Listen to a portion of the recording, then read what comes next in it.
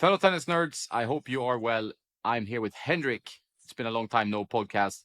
But today we're going to talk about rackets for next year, new VCOREs, new speeds. But we're also going to summarize a bit quickly the 2025 season of rackets. Here, Henrik's opinions. You might have seen my opinions already on YouTube on the 2025 best rackets video. But first of all, we talked to Henrik and we asked Henrik, how are you, Henrik? Thank you. I'm very good. Just played some tennis. Try to play about 2 times each week now indoors. It's difficult to find available players to play with. But I've just come from the court and tried some new stuff that we will talk about. So it's always nice to end the week with an hour of indoor tennis. Yeah.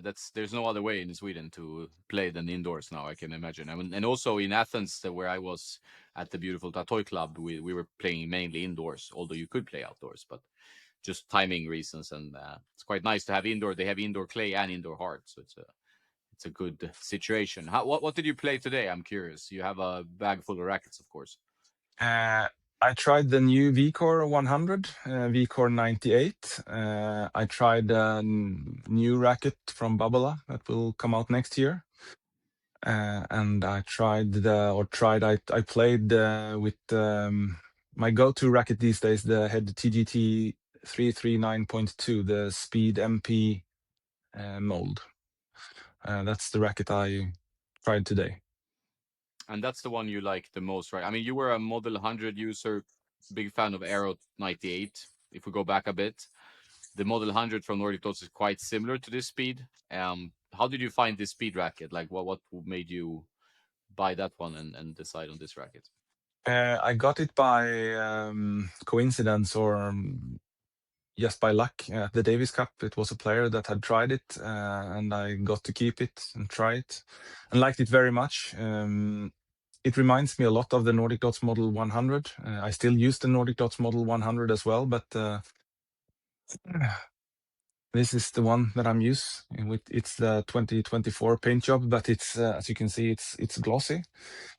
310 grams, 31.5 centimeters, and a strong swing weight of 325. So perfect for me. And it's almost the same as I have customized my Nordic Dots Model 100 as well. Those rackets, the TGT 339.2, it has a little bit more open string pattern than the Model 100, so I get a bit more spin, a little bit more lift over the net that I sometimes need out on, especially on the defense. The Nordic Dot has more control though, so I could easily switch between those two in practice or matches, so it's no problem. The Aero 98, they are gone now, and they will soon not be forgotten because I think it will be a modern classic, like a PT57 of our time. But I don't use it anymore because it's simply too demanding for me and my game these days. Yeah, it makes sense. I think it's a fantastic racket, but it requires a lot from the user. You need to prepare and go for every swing, to commit on every shot. And we're not there. I agree with you. I still like that racket. I'm actually been playing with the VS behind you there a little bit the last few days, and good stick as well. A little bit more flat control, but very similar and also demanding. So for most players, I think like buying a Pure Drive 100 or a VCore 100 or something that is pretty forgiving, whether it's a Speed MP or something, it's usually the way to go. I think we sometimes overestimate our games and play with difficult rackets or sometimes heavy rackets. That's tend to be the thing. We have both tried the new arrows that are coming out next year in prototype cosmetic. I think everyone has seen, like, on that are nerds and on Instagram and stuff, they've seen this cosmetic.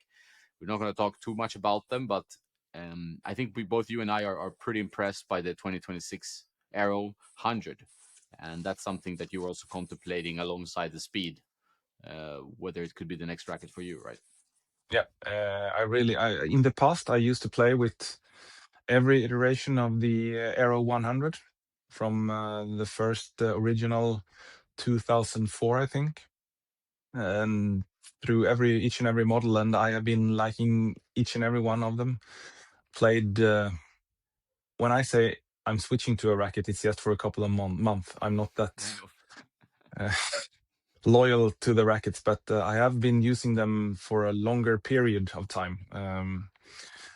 and the Aero 100 is easily a switchable frame for me. I like it a lot, the new one. I don't know how much we can say about it. I think we will talk about it later, but it's a really great update. It's better than the 2023 version by quite a bit, I would say. But I think we will talk more about it later. I would say especially the 100, right? Like it's we'll definitely talk more about it later, but definitely the 100 I think is clearly an improvement. But there's good things to be said also for the 98. Yeah. Although that's such a popular model, that's more of a risk for Babolat, you know. And also you've been playing with new VCOREs, which I have not yet received. I've been traveling, and now I hope to get the package on Monday. And then I'm very curious, which models did you have? Did you have the 100D or the 198? 198. I think I will get the 100D as well. That bracket sounds very promising, a little bit more heavy, 1620 string pattern, more like a more solid version of the 100. So I'm really looking forward to try that one. I've only hit with those rackets for about maybe an hour and a half, all in all. So I just got them. I strung them up with the Polytour Pro in 21 for the 98 and 22 for the 100. Got them in grip size 2. I normally use grip size 3 or 4, so the grip is too small for me, but I mean, I can still play with it without any problem. I just use 2 over grips. It's a very well dampened, somewhat muted, but it's a good feel. It's more solid than the 2023 version. I would say the sweet spot is bigger. It feels better to play with. I must say that it's especially the VCore 100. The 98 is these days. I'm not. I mean, I'm a decent player, but to use a 98 effectively is not really for me anymore. It would be interesting to see you with in the hands of the 98. That plays a little bit more flat tennis. So the 98 is it's also an improvement of the previous version, but I would say the 100 is a big improvement in my opinion. It's really solid. It's a good ball bite. It's easy to play with. It's like you have power steering and traction control and everything if you compare it with a car. So yeah, it's good. Yeah, it's a good improvement, and I really love the design. I mean, here you have the 98, and it's glossy, metallic glossy. It looks fantastic. I really love the design. It reminds me of a bit of the old RDT TI-70 that Richard Krajicek used to play with. Really like this red design. So it's a nice update, both cosmetically and to play with. Yeah, it looks good, man. I've heard from what I heard, it's good. So I'm very curious about both models, or maybe I get a bunch of them, and that they bring out the 100D, which the 1620 pattern as well, like to kind of be a body to the Percept 100D, I guess, you know, which many players liked. So the denser pattern 100 could be for me for sure, you know, playing with a bit more flat game and getting more directional control. So very curious. I think a lot of players are. Yonex have kind of become maybe the leading brand, right? Like in interest. Why I noticed when we do these polls on Tennis Nerd or the best rackets of the year and stuff, like the E-Zone beat the Pure Drive quite, you know, with a big margin, over 3,000 votes. So pretty good there. When you look back at 2025, what was kind of your highlight in terms of rackets? Rackets that came out this year. Some people think we should include all the rackets that are on the market, but that becomes a kind of different discussion, you know, because there are quite a few models still that are released 2023, 2024, and then they are getting a new update next year. But from 2025 releases, did anything stand out? Was anything disappointing or anything extra impressive to you? I mean, the Wilson Ultra 99 Pro, that's a good racket. One of my favorites this year. We made a pod about it last year that they should bring it back. The Steam 99 bring that back, and they did. And I really like it.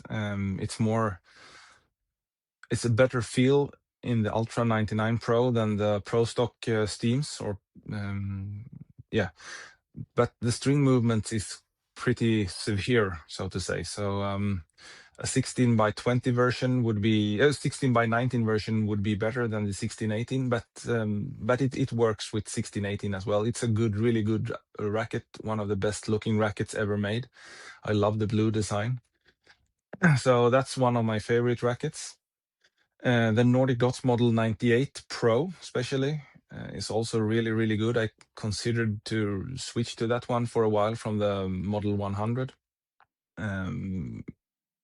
And it's extremely solid. It does everything good. Maybe a little bit demanding after an hour, hour and a half of play, but a really good racket. What else is new? The new Pure Drive is also a very good update. Very solid, looks fantastic, not that painful for the arm anymore. So a big improvement over the last frame. The new Radical is new for 25, right? Yep. I've only tried that very short period of time, so I cannot say too much, but I love the bright orange color of it, but I have not tried it so much, so I cannot say too much about it. What else do we have? I'm I've curious tried them. to hear your opinion about the Dunlops, because you got them, the retail ones. I only tried the blackout ones, Yeah, and you were not as impressed as some other players who were, and I mean, including myself, right? Like I really like them. In the end, I did not like switch to them, or like I wasn't blown away. But I'm keen to hear your opinion. I got it in grip size 2 as well, and I feel Dunlop has pretty small grip size as well, so the grip size 2 was very small. It's it's I mean, when I first played with it, it felt really good. Like it feels really to just hit the ball and serve really good.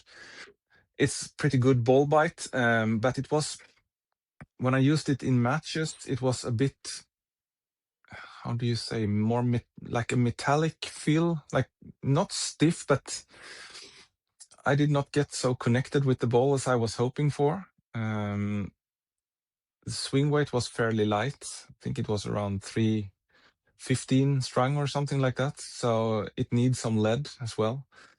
It would be interesting to try it in like grip size 3 or 4 and beef up the swing weight to 325. I think that could be a really good racket in that case. But as it was with the pretty low swing weight and the wrong grip size, it was not what I really had hoped for. So it would be interesting to try that one with my specifications, so to say. I have not given up on it yet, so we'll see. Maybe I will revisit it when I have time. But the first impression was that it was a little bit too metallic. Not stiff, but I did not get as connected with the ball as I was hoping for. But still a really good racket. But not for me, unfortunately. It looks really good, though. The design is very, very nice, and yeah, we will talk about it in the future when I have more time with it and have customized it a bit and found one in the right grip size as well. Yeah, I think the grip size is something we've talked about before, and the sample size that you get these days are usually L2, and we're both like L3 guys. Like I like L3 more. Sometimes with two over grips, I think it's fine, but sometimes the grip becomes too rounded, and then it gets a bit weird, and you cannot really estimate. Like you have to adjust your technique a bit because you're playing with a different grip shape, and also you obviously add weight to the handle of the racket. So that's the issue, right? And I understand that the L2 probably has a larger audience, so they want to send out something. They're gonna do the L2, but I think for play testers that do this as a job, kind of, it'd be good to have L3s available, so you can actually choose the L2 or L3 at least, because it does make a difference and also I think better for the companies if you can actually test it with your grip size, because you're gonna make a more fair judgment of the racket, right? Yeah, especially, I mean, in the past, I always used grip size 4. And then because every sample was grip size 3, every test racket was grip size 3. So I changed to grip size 3.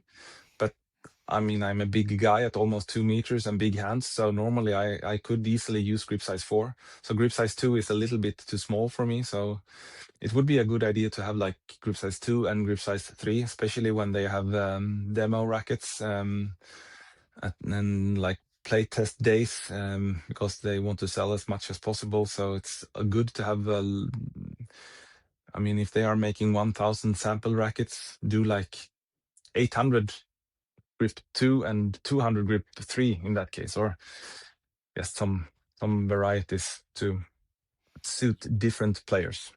Yeah, I really think the grip size and shape is so important. Like it's the same thing we talk about Technifiber rackets every year. Like it's like okay, the T Fight is a very good racket. Everybody will agree, I think, in most cases. And then you always complain about the grip shape being so rectangular that it's not like easy to compare to other rackets because you feel a bit alien in holding it, and then how you play. So that was a bit of an issue still, like with the T Fights being really getting good reviews, and but then you have that grip shape always to complain about, which is gets a bit tiring, right? Yeah, the T Fight 300.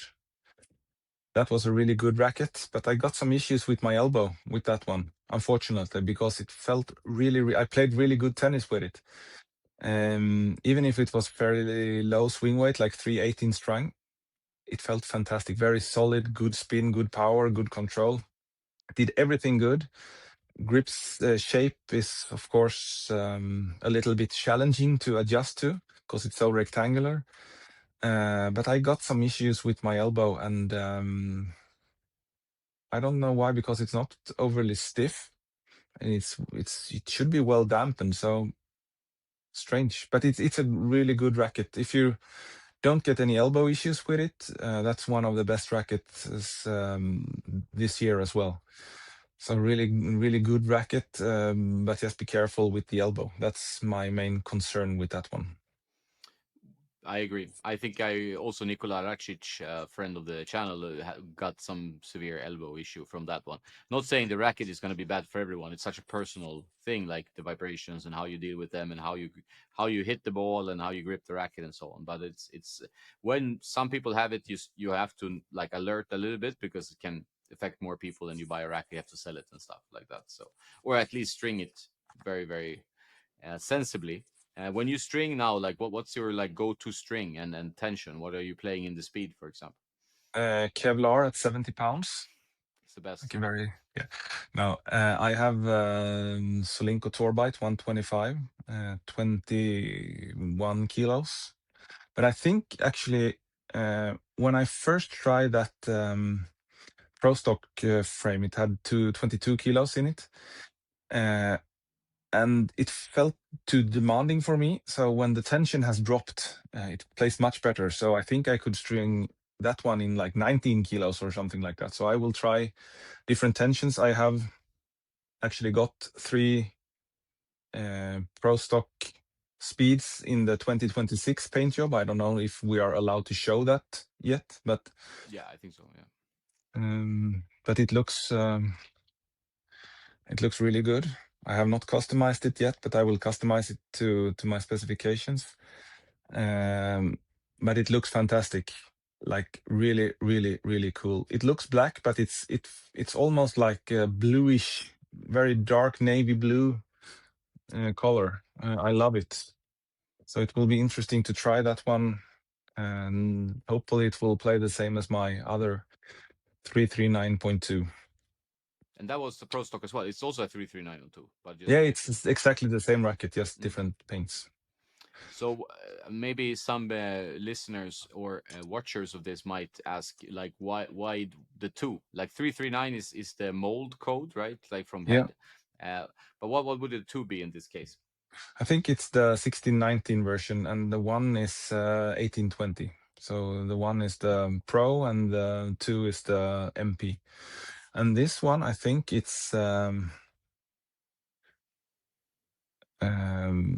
Graphene 360 frame or something Yeah, like that. yeah. Uh, The same f- mold, yeah, but they haven't changed much of the mold on the speed rackets. Like since the 339 9. I think it's isn't it still the same old on I the think rack? it's the same. I Yeah. think it's the same. So the main reason, I mean, the I played really well with the 2024 version as well. And to be honest, the Pro Stock and the 2024 version feels almost the same. It's just that I didn't like the matte finish on the 2024. I don't like the feel on the matte surface. So that was my main reason why I continue to play with that one, because I like the glossy finish. I mean, it's silly and just personal thing, but I like the glossy finish much more than the matte satin finish. You're not alone. Like I thought that touch paint was a bit odd, and a lot of pros are saying that they prefer the feel of glossy rackets, whether it's a head game, or if it's actually affecting the playability. But I tend to also prefer the glossy rackets when possible. I thought it was interesting that Yonex did the V-Cores glossy, since the E-Zone is kind of matte, right? So it's a matte cosmetic, and I thought they would try to go for the same. But it's interesting that they differentiate them. They are quite gutsy, Yonex. They just go for it. Yeah. New molds, new everything, right? Yeah, they do everything. When they are launching a new model, they are really launching a new model, not just a new paint job. So they are really doing good stuff at the headquarters in Japan. For sure. Is there anything else you are very excited about for next year that's coming up? We have the Wilson so-called Python that you probably haven't tried yet, right? Like No. that's their spin racket, and then we get some pro stuff, whether that's gonna be, and we're getting a bunch of new rackets, right? Is there anything that's like it makes you extra excited to try? Yeah, the Python, if it's going to be called Python, I have not heard anything from Wilson about that one. So that will be very interesting. It will be interesting to try the new blades when they are launched, the V10. I think that information should be out very soon, I think. Um, the new bubblets, when they are released in the right paint job and the right grip size, it will be really interesting to try as well.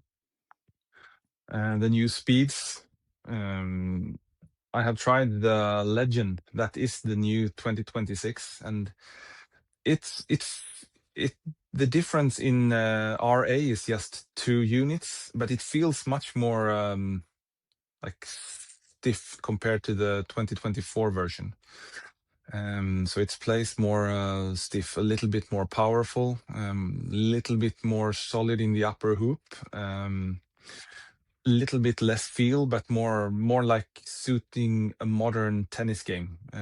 When the balls go dead so fast, this new version I think will help the players to create some more pace from the racket. Yeah, the high bore layup definitely feels more like you're going back old school. Like the over dampening is kind of gone, or like a dampening overall. But the 2024 it did have a very good feel, so it's not going to be everyone's cup of tea. I talked to pros that try both, and on like top 200 level, and they are kind of more fans of the 2024. The guys I talked to, so I mean it's all personal, like, taste in the end. You need to find out for yourself. You can listen to reviewers and hear their opinions, but you always need to try it for yourself to see if it works for you. It's always a personal decision in the end. Yeah, I think for like the normal amateur players, I think the 2026 version will suit better, especially when the balls are starting to be more like fluffy and you need a little bit more help with power and stability. But you will try and compare and see. I think a lot of players will like this update, and it will also be interesting to try the new head squared, or what's the name? Squared, I think. Yeah. Squared, yeah. Feels like Yonex Percept name, almost the same. Yeah.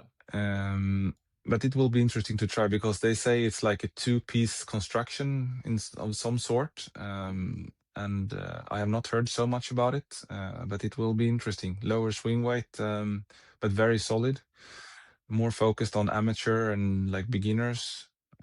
So it will be interesting to try that one as well. 16, 18. Yeah, it will be interesting. The new boom will be out as well from Head. I've seen Musetti playing with it, and I thought first, is it the old Instinct or something? But it's the new paint job of the Boom, and it looks really nice. What else do we have in rackets? I think a new Extreme probably is coming as well, right? I mean, every 2 years, they renew their line, and Yeah, I would guess it's time for the Extreme again. yeah, How that's gonna look like? I think the rackets were not my fave. I know you like the MPL, but I thought the Pro was a bit better in the previous edition, but I did like the cosmetic. It was kind of, they have really fresh cosmetics now. They like obviously have the speed line, which is quite black and white or navy blue white, and but now they have you really gone like with the orange and the lime green, and now also with the Instinct very blue color. So I'm yeah. curious about that one. When we first tried the Extreme, we had, to say the least, lukewarm review of it. And we didn't really like it, none of us. But then we have started to enjoy it more and more. And in the end, we played pretty good tennis with it. I tried the MP, and unfortunately, I got a sample that was like 332 strung or something, and I got late when I was hitting. It was too high swing weight. But they also had samples that was 320, and that was perfect. Uh, so I bought actually two MPL. It has this 16-19 string pattern, but the more open of the older extremes. So very open string pattern, and I customized it, and I played really effective tennis with it. It was like a really easy racket to play with. But I sold them, as I do with everything, after a while. And I regret it a bit, actually, because it would be nice to try that one on the clay. It was a really spin monster, and the slice was brutal, and the kick serve and everything. It was really, really easy to play with, like very forgiving and very solid, and looked good. But hopefully they will do it the same, not increase the stiffness too much with the new version, because the 2024 version was like spot on. The Yeah. previous version of that one was a bit too stiff, got some elbow issues with it, but they really nailed the 2024 version. So I hope they don't do any major updates in the field with it. Yeah, that's always the thing. Like head plays it pretty safe, but of course, like the high bore layup is gonna make the rackets a bit stiffer or less dampened, which is one of the feedbacks we gave when we did our review. We said like, hey, this we didn't feel the ball quite with the new extremes with the Oxetic 2. So maybe going back to a little bit stiffer feel could be good because these are supposed to be more powerful racket, and the Pro is going quite low launch angle and being a quite controlled racket where you feel like it's going to be tough to compete then with like Aero 98 and VCORE 98, which is more explosive rackets, right? Yeah. Yeah, it will be interesting to try that one and see. But as you say, head plays it's pretty safe. They are don't not making any radical changes. They are not changing the mold. They keep it the same, so you know that you will not be that disappointed, so to say. I think it will be pretty good. Yeah, they are not making any duds, and that's I guess true for if you look at 2025 as well. There were not many rackets that were like I don't get this racket at all, or like it's bad racket. You know, there were rackets that were not maybe the rackets that you go and play. I think for us who are always bringing a bunch of rackets and are testing rackets frequently, I think the best sign of a racket you don't really vibe with is like you don't play with it so much. Like it's just a racket you play with it for to get an opinion, and then it stays in the bag. You know, were there any rackets that stood out to you in that sense that you were like, okay, I hit with it, but it's kind of stayed in the bag after that? Hmm, maybe the Dunlop, the Wilson Ultra 100, Yeah, because it's a good racket, but it's very muted. It's very well dampened, so you don't feel the ball that much. And to be honest, I didn't get so much effect on the ball. The Ultra 99 Pro was so much more effective for me and for my game. So the Ultra 100 was put back in the bag pretty fast. And also like the Dunlop then. But apart from that, I've tried everything quite a lot. Um, maybe the Pure Drive 98 was too stiff for me as well. I got some issues with my elbow with that one. I know you like that one, but I felt for me in my game, then the 100 was better and more like well dampened. The 98 was, to be honest, pretty stiff. Yeah, I agree with that. Like I tried it more and more with different strings, and it's a difficult racket. Like I feel like the sweet spot is smaller than the arrow, right? So you do struggle to hit really well with it, and it's like a twist weight is so high, it's like a hammer. While the Pure Drive 100 is so much easier to play with, and that's why I tend to go back to that one a lot. That's become one of my favorites, especially when you're playing some better players that are putting a lot of pace on the ball. It's nice to have the Pure Drive because it's so stable and you can have the forgiveness of that 100 square inch head size. While the Drive 98 it requires quite a strong player to play with. I think that is as too demanding for most, I would say. Yep, that's a pro racket. Really, really and truly. And you don't see even the pros. Now we had Jerry Shang, who is a Pure Drive 98 user. He's also testing the 100 now, like trying to see if he can get even more on his ball, because the pros obviously control the ball with such good timing and generating so much topspin on the ball all the time, so they can shape it. While we are usually a bit late, and it's like we need a bit more help. We need the racket to do more of the work, I would say, Yeah, for us amateurs. that's true. Yeah. Apart from that, I cannot really recall any other rackets that I've not been using that much. I've always tried to give the rackets 3-4 hours at least when I try them. Hit a long session with ground strokes, volleys, serve, play games, matches with it, because it's totally different sport when you're just hitting from the baseline compared to playing matches with it when you're out on the run, when you're late to the ball, when there is a bit of a tension in the match. So it's always nice to play matches with the racket, and I would never like start using a racket full time without using it in the match before. I would not like only practice with the racket and then buy without having tried them in a match first. No, the match phase in tennis is so much more uh, like so much more tense, and then like if you haven't tried it, you don't know how you're going to react, and like suddenly the balls are flying when you were hitting them perfectly in the practice, even in a practice set it can be. So I think trying it in like somewhat competitive match, whether it's a club match or a league match or something, then it's always a good idea, because then you see what's going on. And if you can do it like more than once, it's even better. But at least you're getting that feeling of like, okay, when I'm tight, when I'm tense, I cannot use it because the ball's flying. Like for example. Then you also have tried some shoes. I think I didn't try many shoes this year. Sadly, I tried to stay away from too many shoe reviews, but I'm gonna maybe be better in next year. And now you have some new barricades that you've been testing. The 14 edition, one of the most popular shoes on the market, and looks really good. I mean, I'm a big fan of white shoes, so I'm biased here, and yeah, it looks really nice. And what were your opinions about these shoes? They're a bit different from the 13 for sure. Yeah, the 13th was pretty how do you say it was pretty snug on my foot. I'm pretty clumsy, like a ski boot almost. This one feels more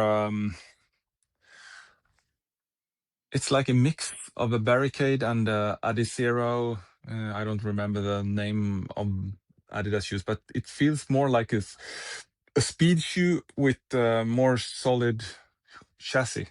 So uh, and it looks really clean, very classic, very good breathability both here and here. So you cannot walk outside with it because it's very good ventilation. Um, very good stability. The cushioning is good as well. And here you have this part is really solid with the plastic part goes around here. And the good news is this is the regular size, but I will get extra wide version very soon as well. So it will be like more roomy. It's a little bit snug because I have a very wide feet. In my hockey skates, for example, I have double E, That's more wide, and I will get that one in this Barricade as well. So it will be really interesting to try. One thing that is important to notice, though, is that the Barricade, since a couple of years back, I think they run half a size small. So when I have always used like 46.2 thirds in Adidas, and I think that's US 12. But now I have to use US 12 and a half, and it was the same in the last iteration. So if you are buying the Barricades, go up half a size. That's my recommendation, at least as it is for me and my foot, and that works really well for me. So I Yeah, have they US look 12 and nice, a half. Yeah. and I haven't tried them yet. Petros tried them during the preseason now, and he seemed to like them. Although they were taking some getting used to, from the 13s. So I'm curious to try. Were there any other shoes that you really liked? You tried obviously the Asics Gel Res X, which was a very different shoe from the nines. And I think there was a shoe we talked about last time. It was the new Endure Pro with the BOA system, like that lacing system, which looks a bit funny. What was like your favorite shoe test? First, I was very impressed with the BOA. It's very solid. The foot sits really good. Very, very like a perfect shoe. But I noticed that after a while, the cushioning, I think I need a little bit more cushioning than it is in the Endure Pro BOA. It compressed a little bit too fast, so I felt the vibrations up in my spine. It's a really nice shoe, but I think I'm a bit too heavy. I need to lose some weight to use that one. The Asics Gel Res X is also an excellent shoe. One thing though with the X is that I always have to like retightening the laces. It seems like the laces are losing the tension. So I think I will try to use like waxed hockey laces in that shoe and see if it stays like tighten more. So all the time I had to like retighten the shoelaces in the X. But apart from that, it's a really good shoe. Heard a lot of players that don't like the X, but I really like that one. It's very solid, good cushioning, fits my foot very good. I think the Eclipse 5 was new for this year as well, or was it last year? No, it was last year. Last year, I think, yeah. Yeah, but that's also a really good shoe. But I think I must say that the Barricade 14 is my favorite shoe of this year. It has everything. So it takes some time to break in though. It's not like match ready out of the box. So I recommend to use it like maybe 5 hours to just walk around before you take it out on court, because it is a pro shoe, pro level shoe. So it needs to be broken in a bit. So just don't take it out of the box and play a match, because then you will get blisters. Yeah, and the durability is I think, key features compared to some shoe. Like the rubber is always on the Barricade super durable and a bit thicker, and they're gonna last you a long time. While some shoes, these days they break quickly. Like even for amateurs that play like a few times a week, the shoes don't last very long. So that's a durable shoe, and I'm keen to test as well. In terms of other equipment, we're both equipment nerds. You tried any tennis balls that you've liked? Like that's the hot topic always on the tour. Like they don't like the balls. Now the Buble came out and said that the Australian Open 2026 balls are not very good and not lasting longer than like 5 minutes of slice practice or whatever he said. He exaggerates, of course, but what balls have you been using, and do you have you found any like recommendable ones? Yeah, I tried the Nordic Dots made a new ball. I don't remember the name. It was something Pro Yeah, it's Edition or pro, something. pro. Yeah. It's a bit faster ball. So a lot of balls these days are very slow, but the Nordic Dots ball is very fast, in my opinion. A little bit lighter, more lively. How do you, lively? Is Yeah, that correct? yeah, Yeah. and I agree. I tried it as well. I also feel Yeah. like it's a bouncier ball. Yeah. So it's a little bit harder to control. On slow clay courts, damp conditions, a little bit lower temperature, it works really, really good, because then you can play with better pace. When you try it in maybe plus 30 degrees on a hard court, it will be very bouncy. But it's a good ball that's not like everything else in the market. And then I have tried this one, a new ball from Stiga, the Swedish table tennis brand. It's called the Prestige Tournament Ball, All Court Extra Duty ITF approved. And this is the ball I used today. And this is how it looks after 1 hour of hard court tennis. Not bad, So right? not bad at all. It doesn't fluff up that much. Little bit, I would say, I would compare this one to like a old school Dunlop Fort when that was the king ball. The Stiga Prestige is like old school Dunlop Fort, a little bit more heavy, like really solid, lasts very long, keeps the bounce good. So that's the ball I've been using the most actually. It's I mean, if you compare that one to, for example, Dunlop ATP or Head Tour or something like that, if I use that one 1 hour, it looks like a guinea pig. It doesn't have any printing left on it, and it's ready for the trash can, the trash bin. But this Stiga ball really lasts a long time, so I'm very positive with that one. It's always interesting when you try like a totally new brand. It could be like Walmart or Biltema, the Swedish low price shop type of ball, but this one was really spot on and one of my favorites ball I've ever tried actually. I So old school Dunlop Fort.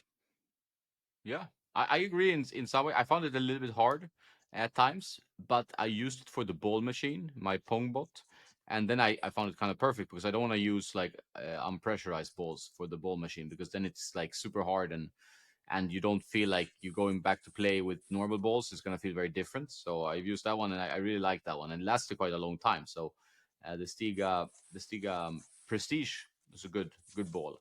I'm not as much of a fan of the Stiga Arena as I was of the Stiga Prestige. The Arena 98 square inch was a bit too demanding of a racket, but the balls, I think thumbs up. Other balls I've liked, like that are not new, but I can recommend is the Technifiber X1. I thought that's a pretty good ball. Very similar to the Technifiber Club, which is cheaper. So Technifiber balls, they're good. And the Wilson Roland Garros is one of my faves as well. But those brands I used to like the Head Tour XT and the Dunlop Fort, I think they really went down in quality, and I hope they come back. But after COVID, I think they took a really big step backwards, and hopefully they can take a step forwards in 2026. I know there's a new Dunlop ball and that has some new felt and stuff that I've ordered now to try from Tennis Warehouse, and maybe that can be very good. We will see. But the balls are important for sure. Yeah, I know that Dunlop has made some environmental changes with like a more eco-friendly packing, reduce the plastic, have a like a paper lid and stuff like that. So they are thinking about the environment and hopefully they will put some more work into the felt as well. So because now it's fluffing up extreme.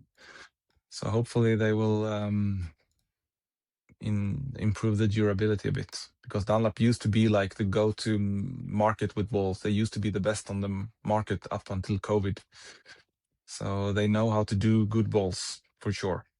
Yeah, yeah. And I did try the AO 2026 now during preseason, and yeah, it's not the longest lasting. It was not terrible, but it wasn't as you might remember these balls in the past.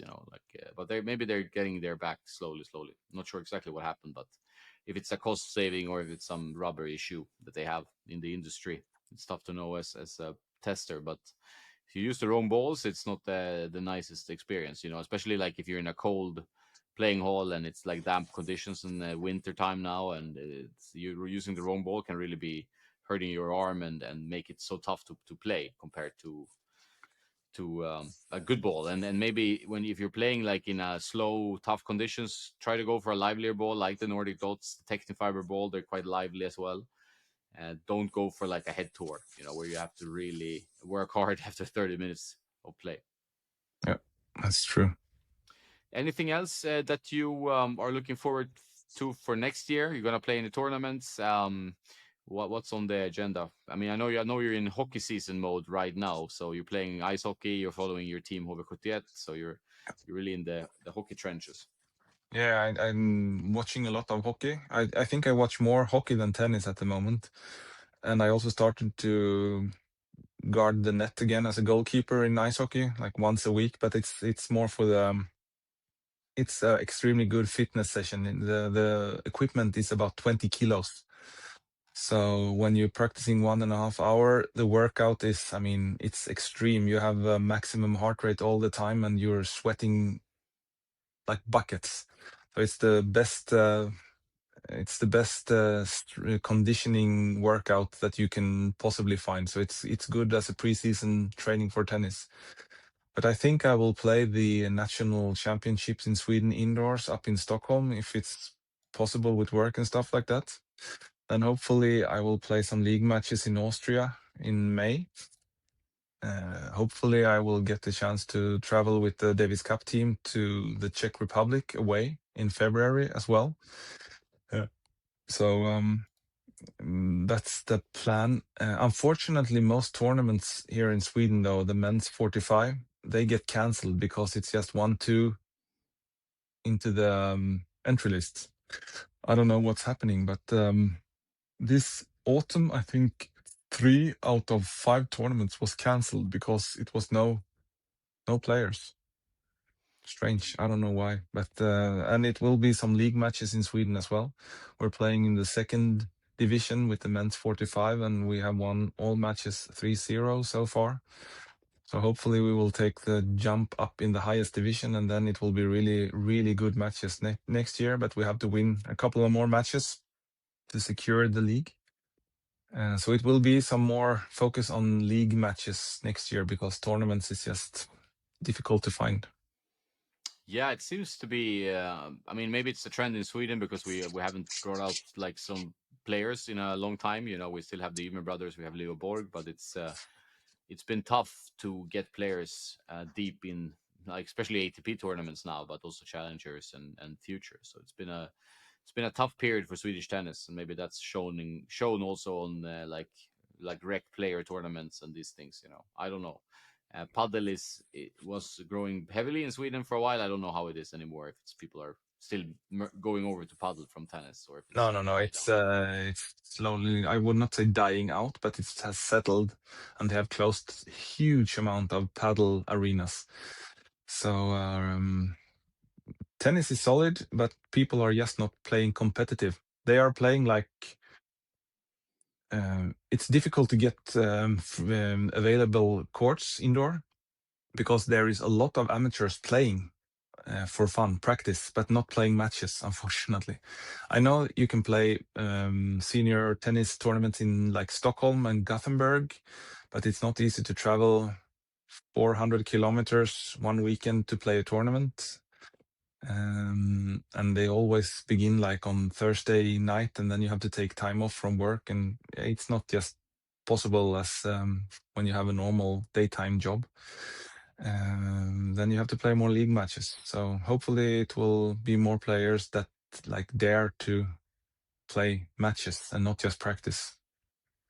Yeah, I think it's fun. Tennis is about playing matches, and it's like I mean, I understand many players don't like it, but because obviously your ego is at stake and you play worse than you think. But sometimes it's good to challenge yourself and do it anyway. But it's tough everywhere. It's even in Spain. Like, it's not full of tournaments. You know, you might think Spain is such a tennis country, but then you still probably have to drive quite a lot. You know, to get to tournaments, and there's not loads of league matches either. At least Sweden, they have the league system, like Germany and France and Italy. Like, it's a bit more heavy on the leagues, which I think is good. I think they probably are around in Spain as well, but it's a bit more logistically difficult, feels like.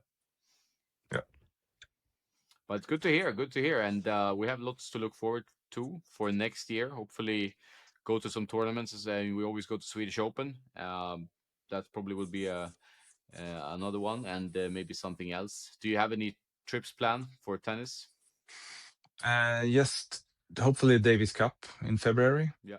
Czech Republic away in, I think it's called Jihlava or something, a small town 1.5 hours south of Prague, like 50,000 people living there. They have built a brand new ice hockey arena for 5,500 people, and they sold out both days in less than 1 hour. Wow. So it's huge tennis interest in the Czech Republic. And I mean, just looking by the rankings, the Czech Republic are sky high favorites against the Swedish team. But it will be really cool to go down there as underdogs and have nothing to lose and just enjoy the time down there. And then, as I said, maybe a trip or two to Austria to play some league matches, and then maybe see if there is time to visit a certain tennis nerd in Marbella, maybe. And we'll see if we can find time for the Swedish Open or something. It's a nice time to visit the Swedish Open, or if we go to Wimbledon, we'll see. That would be good, man. Yeah, let's look forward to some heat, because even here in south of Spain, it's been pretty cold and rainy. So it's like yesterday I could play outside in the sun, which is nice, but today it's just raining all day. So I Yeah. also want some summer back. We had the December was a disaster when it comes to sun here. We had 0.4 hours of sun in December. But it's been quite, I would not say hot, but not that cold. It's been like 7-8 degrees plus Celsius. So normally it's around -2, -3. So it's unseasonable hot or warm this time. No sign of snow whatsoever. So if the nets were up and it's not raining, you could play outdoor, but no one has the nets up still. So everyone is playing indoor, and it's also dark. Today is actually the darkest day of the year. I don't know the English word for it. Now it will only be brighter. That's good. It's turning. Yep. It's turning around to the other side. And finally, like before I let you go, so what racket are you most excited about now for 2026? Well, what are you most excited to try? And what would you think would be the best selling frame coming out? The new Pure Aero from Babola. That I would be the think, best seller, yeah. yeah, I think so. It's such a good update. So I think that will be the best seller of 2026. It's even if it will be, I think, pretty expensive, but it's unbelievably good racket. So I think that will be the best seller of next year. Cool. Yeah, will Or be the interesting. Python, if it will be Python, because that's such a new thing for Wilson as well, and Wilson has such a loyal following. So either Arrow or Python. Big battle or VCore. Yep. We see. We see. This spin, the year of spin for sure. 2026. Yep. And nice talking to you, Henrik. Best of luck with your hockey and your hockey team. I know you're a diehard fan, and I hope you play a lot of tennis, and we can compare notes on VCores when I unpackage them tomorrow. Hopefully, we will see. Never know with the post, but will be fun year for tennis. I hope. Yeah, it will be really nice, and we will keep in touch and do some more podcasts. For sure. Thanks, Henrik. Have a nice one. Hope you will have a good start to the next year as well.